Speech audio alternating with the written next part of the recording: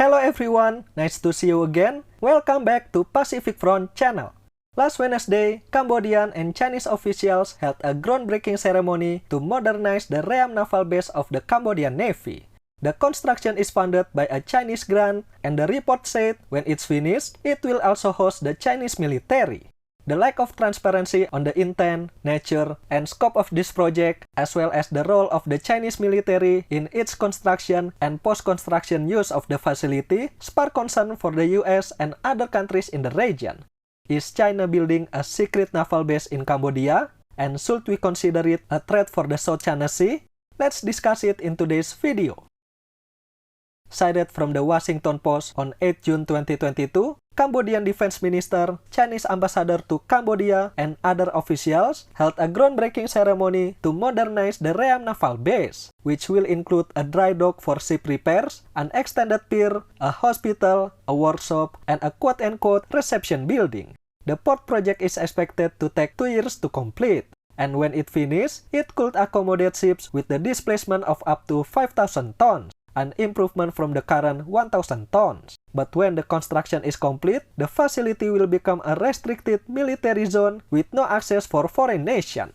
In 2019, Cambodian authoritarian leader Hun Sen reportedly granted China the right to set up a military base at Ream, but has long denounced it as a fake news. Over the past week, however, a Chinese official in Beijing confirmed that a portion of the base will be used by China, although the official denied it's for exclusive use by the military, saying that scientists could also use the facility.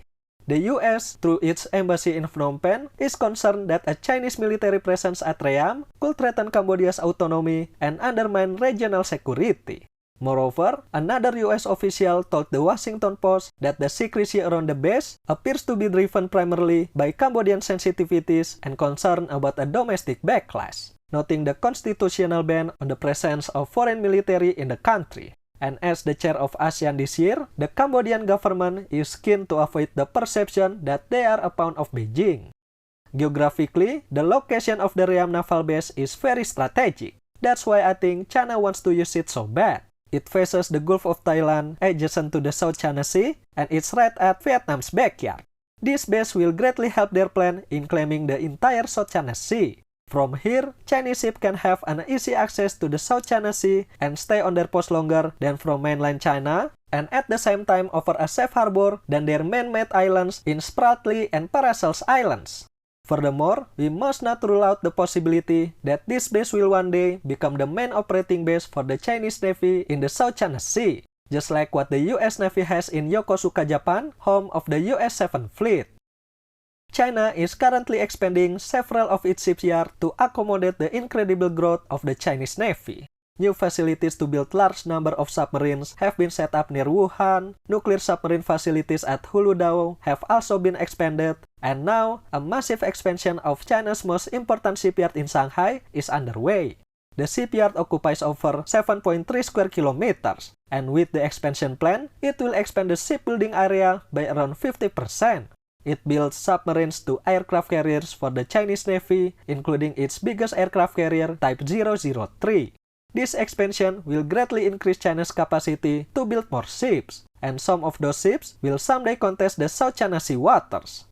In 2021 alone, the Chinese Navy commissioned at least 8 guided missile destroyers, 2 amphibious assault ships, a nuclear-powered ballistic missile submarine, along with several frigates and corvettes. To put this massive scale of production into perspective, the destroyer commissioning alone brought a total of 768 additional VLS cells into the Chinese Navy fleet last year, comparable to the entire Royal Navy fleet in service today.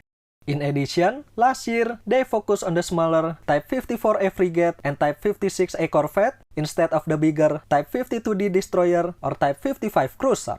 All the ships which entered service last year amounted to about 170,000 gross tons, far more than any other individual navy in the Pacific region. And what scares me is, none of the surface combatants were assigned to serve in the East Sea Fleet dedicated to the Taiwan Strait. Instead, they served in the North and South Sea Fleet facing Korea, Japan, and the South China Sea. We all know, even without the Ream naval base, the Chinese Navy, Chinese Coast Guard, and their maritime militia already pose a threat to the sovereignty of the countries in the South China Sea. Unfortunately for these countries, they cannot do much to stop them. Lack of asset to patrol, and more importantly to enforce the integrity of its sovereignty, is still the main problem for these countries. Soon, when the construction of the Ream naval base is finished and Chinese ships start to operate from here, the trouble China can make in the South China Sea will only get bigger. 2 years is a short time for a construction project, and in the meantime, Chinese shipyards are going to produce more ships. If in 2021 alone, the Chinese Navy commissioned 11 strategic assets, not including the frigates and corvettes, imagine how many ships they can build in the next 2 years and with the expanded capacity. I can talk about other countries, but from what I see, the Indonesian government hasn't realized how dangerous our position is. We must defend 6.2 million square kilometers of waters with limited and obsolete equipment, while a country who's self-proclaiming themselves to own 90% of waters that do not belong to them has more modern assets to be deployed there. And that's it for today. Cambodia and China plan to modernize the Ream naval base, and China's intention to use it for military and scientific purposes in the future. What do you think about this construction? Should we worry? Let me know in the comment section below. Thank you for watching everyone, and I will see you next time.